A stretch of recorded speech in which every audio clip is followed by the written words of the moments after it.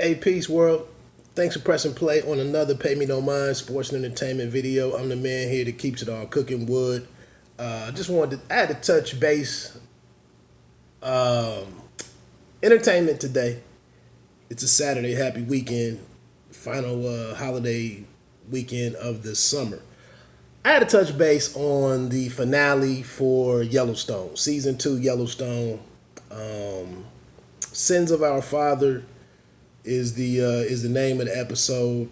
I think it aired Wednesday night, and I checked it out yesterday, Friday night, and to be honest, man, I was disappointed. I thought it was pretty lame, to be honest, and I'll get into it here in a minute. It is one of my favorite shows. I think they did an excellent job this year. It's one of the better shows that I've been. It's had me tuning in week to week, but I think in this here finale, it really I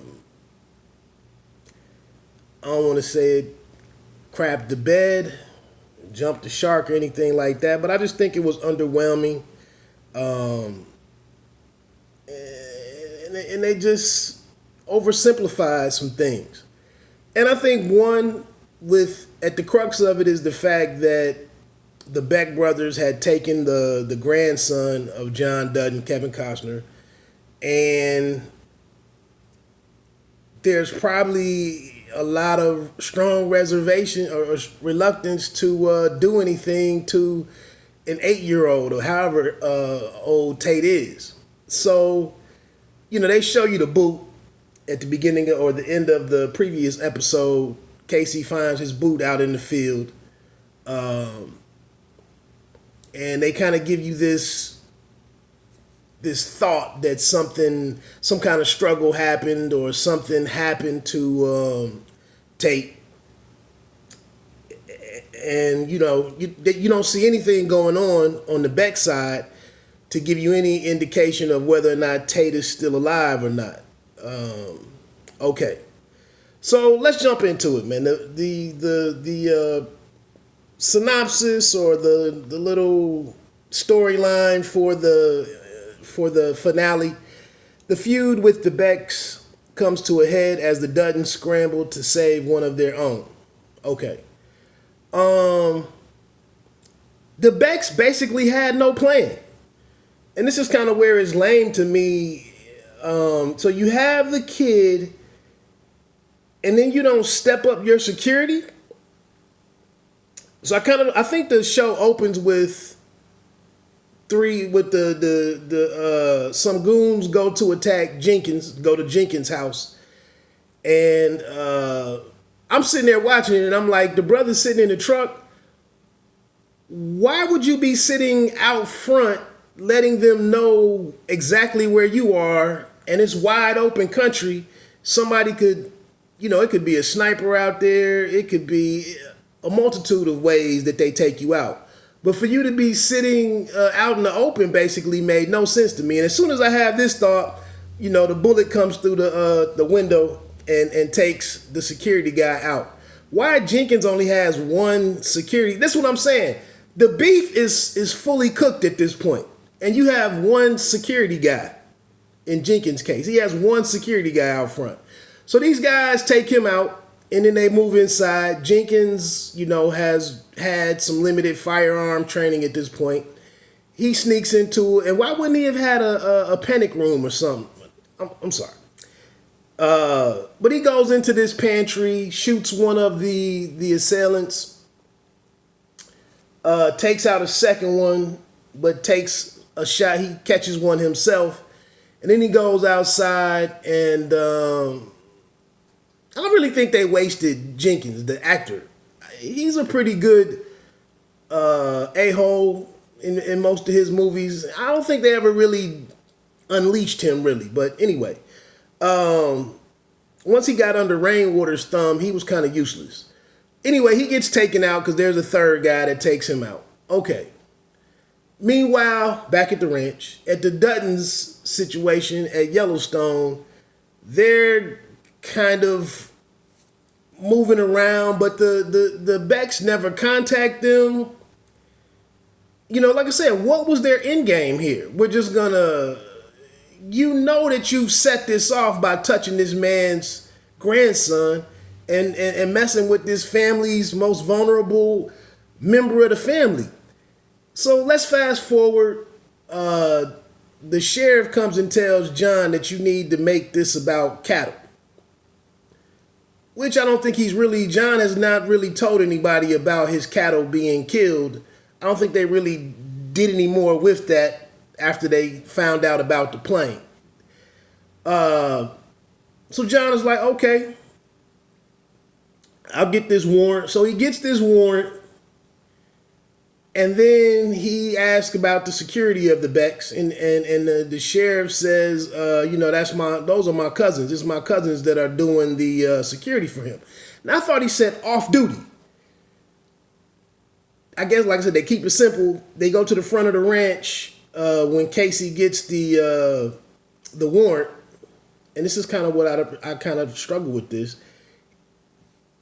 The officer looks. They're in a police car. They're in the the sheriff's car out front. They're in uniform. That's not so. You're not off duty. But anyway, that's small detail. But he shows them the warrant, and then they drive off. Again, you have this man's grandson. You have two dudes out at the ranch. Out at the entrance to the ranch, and that's it. No dudes walking the perimeter or at the door. Nobody in the house.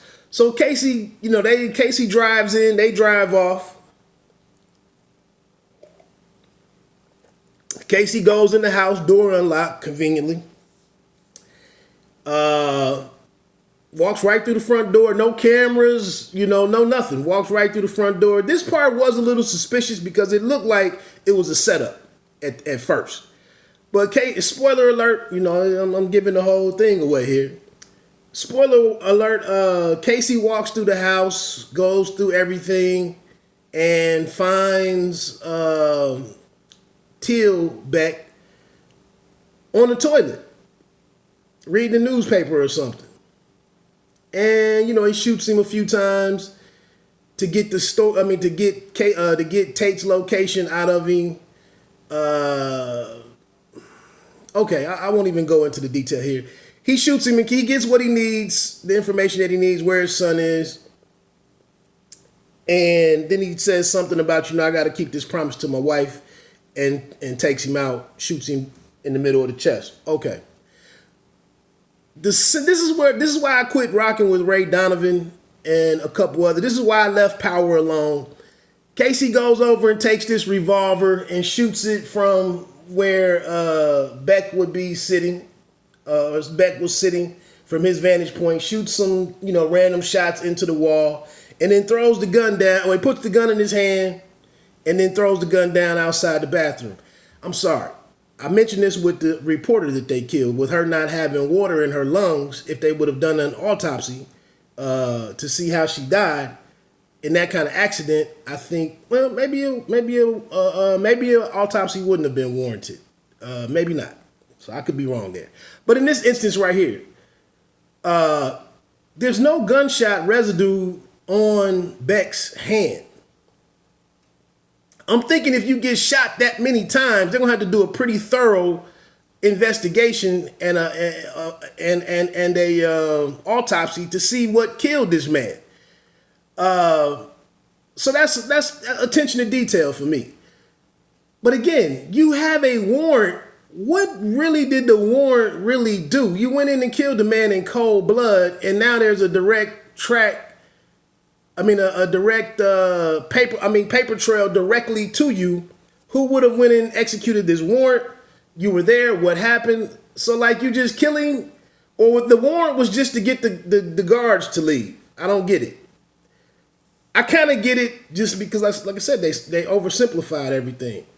Okay, so Teal Beck is down, and then kind of at this point, like I said, I don't understand what Taylor Sheridan, the writer of the show and the creator of the show, I really don't know what's going on, because at this point in time, if you don't get everybody at once, it's a chance for Malcolm Beck to just kill Tate. You've killed my brother. I'll just kill Tate and we're done here. So then this white supremacists and these skinheads come into the situation, which I didn't understand until I just read it. That the Becks used the skinheads in the area to do their muscle work. Okay, but again, so now you go and have Tate hold up with these skinheads who, in my opinion, would do whatever to protect themselves or just to hurt this kid who's of biracial, biracial descent. They just have him. They've cut his hair. That's all they've done to him. So anyway, the Becks go to one the Duttons go to one location. Rip, they have him like he's gonna do something very dangerous in riding his horse through some gunfire or something. They talk about he's putting his life on the line. Him and John ride up on these horses. Nothing happens to neither one of them. They shoot down all of the skinheads. The skinheads put up no fight whatsoever. None of them do anything significantly. And then, and this kind of reminded me of the scene in Miami Vice with skinheads. The Miami Vice movie with Jamie Foxx and Colin Farrell. When they went into that trailer and the dude had the bomb, But these skinheads do nothing. They don't have any firepower. They don't take out any of the officers, I don't believe. They just do nothing. Waste of time. But why the hell is Malcolm Beck out here in the woods with them? With no real... Like I said, the beef is cooked at this point. And they just walk up on them. They got trucks. They got a trailer. They unload the horse or the horses. All of this right outside in sight of the little house or the compound. So Malcolm Beck is out here running around in the middle of the night and gets shot. I think he still had his blazer on. But he gets shot a couple times by John, and John and him had this conversation, and he's telling me where my grandson is. And then he says, well, I'll help you. I'll give you my word. Okay. And Beck says, let me die by myself. I'm not going to make it with with medical help. And so John gets what he needs and they leave. It's just wasted airtime right here. They're just filling time. So then the next morning they have the location of the kid of where Tate is supposed to be. He is offsite. I guess that's the one smart thing that Malcolm did. The kid wasn't where they were, but why wouldn't he have been with the kid? It just doesn't make a lot of sense. So then, like I said, the next morning they go to this other house, and they go in there. Again, the skinheads do nothing. They don't know who's coming. They have this kid, that they've been given that they've basically kidnapped. And they're hiding or, keeping. And they don't think that anybody is coming to get him. So they just run in. They shoot a couple of people. Again, like I said, they pose no threat. They do nothing. And then they walk back in the back. And they try to hold Casey back briefly as they found something in the bathroom. And they kind of lead you to believe that something has possibly happened to Tate, because they go to hold Casey and they say, well, just give yourself a minute, blah, blah, blah. Casey throws them off and goes in, and of course Tate is in the bathroom. He's a little dirty and his hair has been shaved off. And that's it. And so from there, they go back to Yellowstone. I don't even know if they show Monica. I don't know if they showed all three of them, a reunion between the three of them. And so, yeah, that's kind of the gist of it. That's the whole shoot match. But like I said, And I get it that you did all of this with livestock agents and with the local authorities or some fraction of the or some faction of the local law enforcement authorities and everything. But like I said, man, it's kind of messy. Some of this stuff has to be explained. They had to, and I guess, because Dutton controls everything and it has all the influence, the sheriff is in his pocket, under his thumb, that they can pull all this off and just sweep it under the rug. But like I said, man, I don't know, a couple videos ago, I don't know how you kill multimillionaire people of influence. I don't know how you kill all of these people and there's no credible explanations as to what happened.